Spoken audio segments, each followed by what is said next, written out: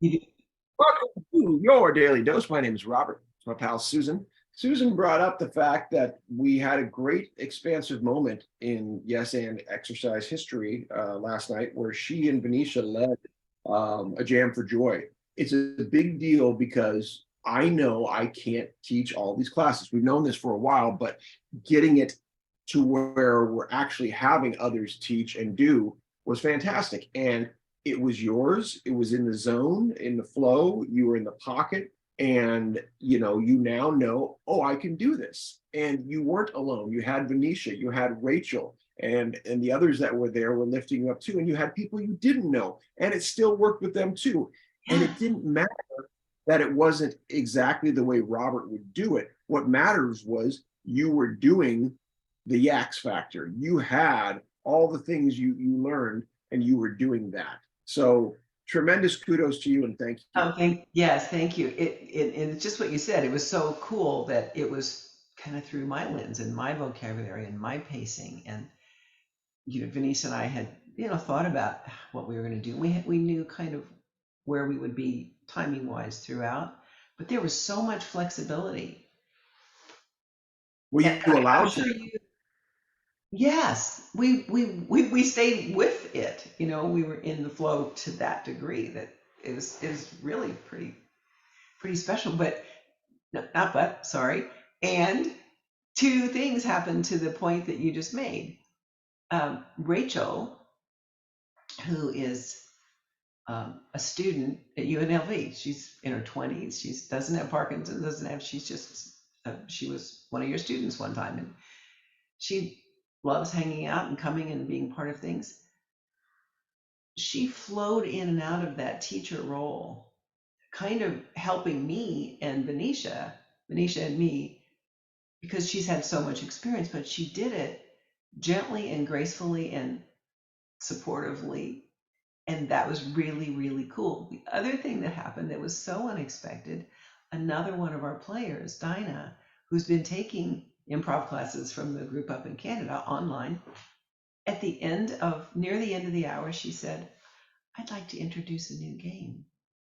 And then we just flowed with that and and had a good time doing that. I'm sure she felt very supported. And so I bring all this up by way of saying the notion of being a teacher is something I overtly in my past made a decision not to do. I was an Mm. English major in college. English majors typically ended up being journalists or teachers, right? I could not see myself leading a classroom. I was too shy. I was intimidated. The prospect of any kind of thing that would not be comfortable was too scary. So I just took teacher off the options. And there I was last night being a teacher without having any anxiety or any issues.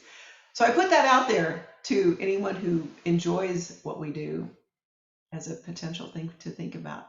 Come talk to us Well, about I love many things what you just said, and part of the spirit of a traditional improv jam is similar to what Dinah did, naturally or otherwise, last night. Is that many jams, there is no curriculum that people show up and might draw games out of a hat or a jar and go right. That there isn't a theme at all. So while it's still important to me because of the number of newcomers we have and how early on we are, that I would set the tone, or somebody would set the tone with both the music and the power words and such, doing those things. From a game perspective, I think it's very interesting, and this might be a great way, rather than having separate trainer sessions, is to put into play or invite people. Say, would you like to teach a game at the next jam, and it. have a list. Maybe we could have it on the website and say, here are some of our traditional games. And then they'll go, oh yeah, I remember that game. And then they just contact me ahead of time. That's just so I know. Say, yeah, I want to teach this game. Great. And then, I don't have to schedule it or anything. It's just a matter of, I know you're going to do it. And, I have backup games in case they don't or don't feel comfortable, or whatever, but that people could start to just teach in real time like that. That seems to me the most seamless way to do this. And the self-discovery that it was fun and not nearly as hard as they thought it was going to be, and Boom. That's freedom right there. And that is your daily dose.